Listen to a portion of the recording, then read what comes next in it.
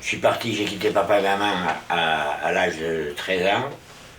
Je suis parti à Chantilly, au-dessus de Paris. J'habitais à Pau, à Bizanos exactement. J'ai quitté mes parents. Je suis arrivé au-dessus de Paris, dans l'Oise, à Chantilly. J'ai appris mon métier là-bas et après j'allais partout quand j'ai commencé à monter en course. À partir de l'âge de 15 ans et demi, j'ai commencé à monter en course. Comme j'étais doué, j'ai monté de bonne heure. Et j'ai été partout en France. J'étais en Autriche, j'étais en Belgique.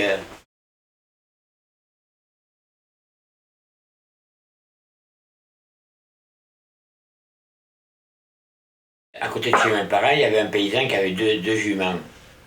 Et il les a menés, à l'époque, en main, jusqu'au haras de Jolos.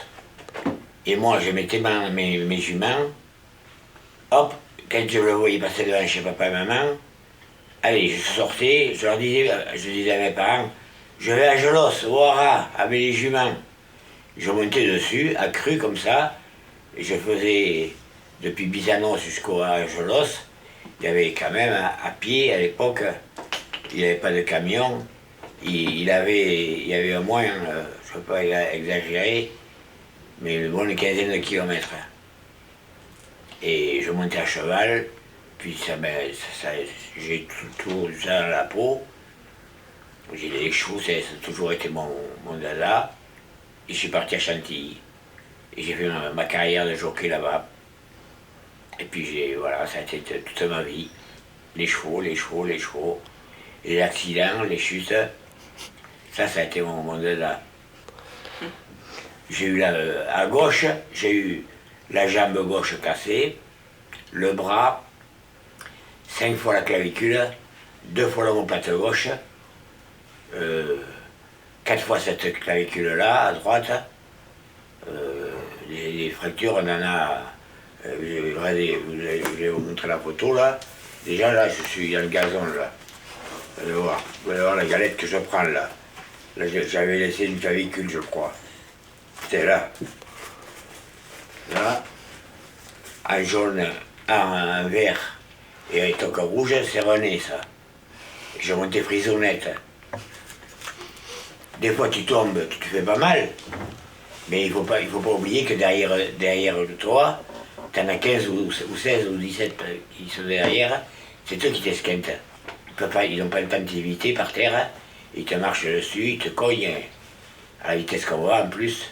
C'est plutôt à ce moment-là alors qu'on se fait mal, plus que sur la chute. Voilà, oui. Mais alors, si vous en aviez 16-17 derrière, c'est que vous étiez plutôt devant alors? Eh oui, j'étais tout le temps, c'était mon dada. J'aimais bien partir en course et être dans les chevaux de tête. Ça a été mon fief. Et est-ce qu'il y a un cheval avec qui vous avez eu une histoire en particulier? Oui, j'ai vu un cheval qui s'appelait Atoa.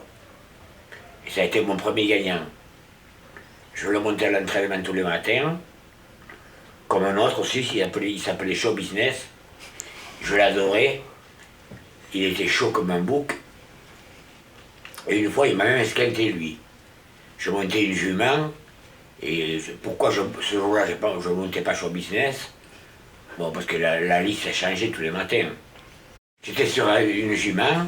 Et mon cheval chéri, que j'aimais beaucoup, Show Business, il était entier. Il est venu me sauter dessus, et il m'a esquinté, et il a sauté sur la jument, mais moi j'étais dessus. Alors René badaboum, boum, la hanche, elle a pris un pet, et depuis elle souffre de la hanche, j'en ai encore mal là, maintenant. J'ai pris des pilules pour pisser, du Lacilix, avec du potassium pour pas que ça me bloque les reins. Parce que j'ai quand même monté, habillé un jockey, avec la selle. On avait des selles qui faisaient 5 kg, des selles qui faisaient 1 kg, des selles qui faisaient 500 grammes. Et j'ai monté quand même à Maison Lafitte à 44 kg. Habillé un jockey avec la selle, à 44 kg. C'est vraiment des petits pots, hein. Et il a pas bougé. Et autant moi j'étais choqué, j'ai pas bougé de poids ni rien. j'ai pas grossi, j'ai des copains à moi qui ont fait la même carrière que moi. Dès qu'ils ont arrêté de monter en course, ils sont devenus énormes. L'assiette, je la regardais de loin. Des fois, je me prévoyais de manger pendant une semaine.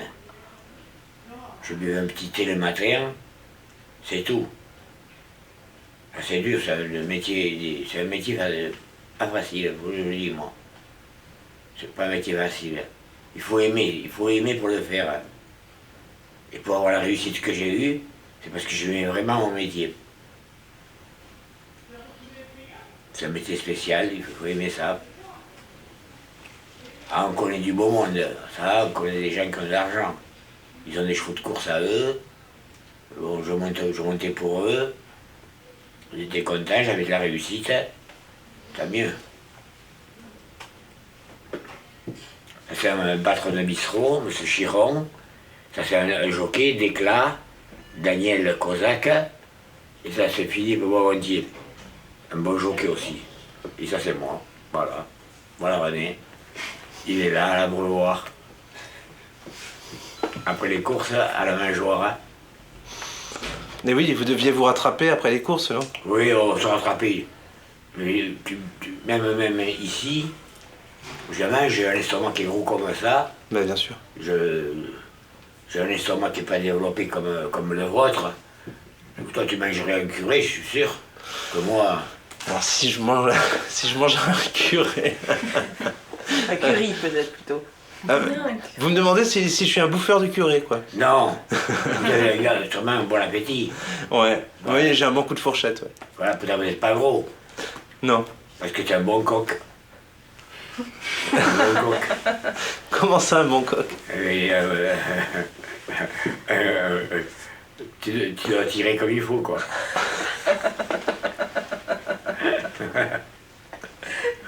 Excusez-moi l'expression. Hein? Les bons coqs, ils sont pas gros. Non, c'est vrai. Ils ont des poulets, ils s'en occupent. Hein.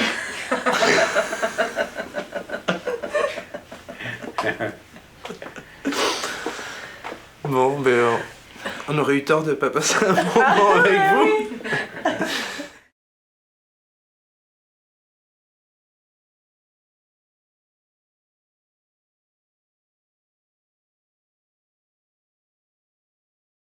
La même année, j'ai perdu mon frère, j'ai perdu papa, maman et ma femme. La même année. Alors ça, j'ai pris un coup de pied à le cul, là. Le seul coup, à un an. Bon, ben, je me suis retrouvé après tout seul. Mes gosses étaient partis, j'en ai 3. J'ai 3 gosses. J'en ai 2 à Toulouse et une à Jaune. Puis voilà.